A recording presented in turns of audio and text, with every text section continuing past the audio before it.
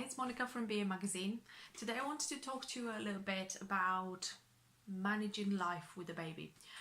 So I have a 1-year-old son and I'm starting to feel like I am starting to get the handle on things. So it is crazy. It is one of those things where you don't know what's right and what's wrong, what's up and what's down. So having a baby, and I'm sure many of you who have a baby realize that there is it just changes your whole life completely and utterly. But what I wanted to talk to you about today is actually managing a workload while having a baby. So managing your business or your work, family time, and then the baby.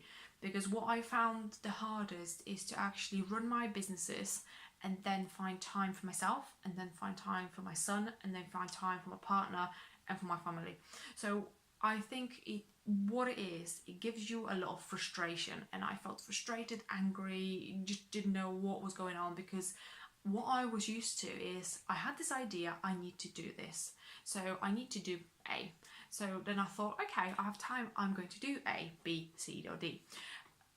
But now I have a thought, I need to do something, and then between the actual thought and the completion of the action is a very long time, and sometimes it can be days between the fact that I thought about something and I'm actually going to complete it. So that caused me a lot of grief, it caused a lot of stress, it caused a lot of tension, because my partner is exactly the same, and we weren't able to actually go and get stuff done like we normally go and get stuff done.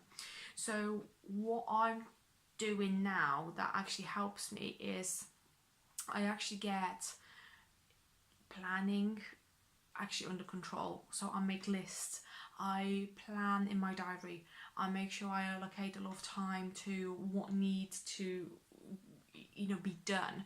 So if I think, oh, actually I've got these 2 or 3 jobs, I'll see if I can do them when the little man is asleep. I'll see if I can do them when he's asleep in the evening, or when he's having a nap, or when someone else has him, or when he's at nursery. Or can I have little gaps in between my work? Can I actually do a little bit of work, on those jobs? Can I get up earlier? Because that is a big thing. I know none of us want to get up earlier, but that is actually where a big nugget of time sits. So if you're willing to put the work in beforehand, before your day starts, you feel accomplished from the get-go, and you've done so many things. So always make sure you write it down, because if you get it out of your head, at least you're not worried about it, at least you're not moaning it over and over and over again in your head. So make sure you write it down, you try to condense everything. If the list is that big, it does not matter, just put it all on the list, sit down in the morning and think to yourself, what's a priority? Sometimes the urgent things are not actually the most important things. So look at them, what's important, what's a priority, what can wait, because there will be jobs that you can leave for later. But the main things are what's important. Sometimes, especially at the beginning, when you have a small child, the fact that you get up, get dressed, the baby's fed, you're fed, and you're actually sane and you're surviving is a massive accomplishment, and anything else is extra. I mean, I got that from, I think it was Rachel Hollis was talking about it in A Girl Wash Your Face. Absolutely right. If you get up and you're alive and you're clean and your baby's clean and fed, you're good. You are good. When the baby's getting bigger, that's when you get a little bit more time and you can play with the time and see, oh, well, the baby's having a nap. What do I need to do? Do I need to rest? Do I need to spend some time just for me? Do I need to put a face mask on, wash my hair, paint my toenails? Anything like that. What do you need? Are there the jobs that I needed? I find that my frustration was always coming from the fact that I had to do everything else and I never had time for myself. So for me, the hardest thing is to take it back and actually think what I need to do, how sane is this going to make me, and what do I need to do for myself to enable me to do all these things. So planning, brilliant. Make sure you write it all down. You don't forget then things that I need to be done, and then you don't wake up at night thinking, oh my god, I don't want to forget this. Write it all down, leave it there, and just see what you can do every day.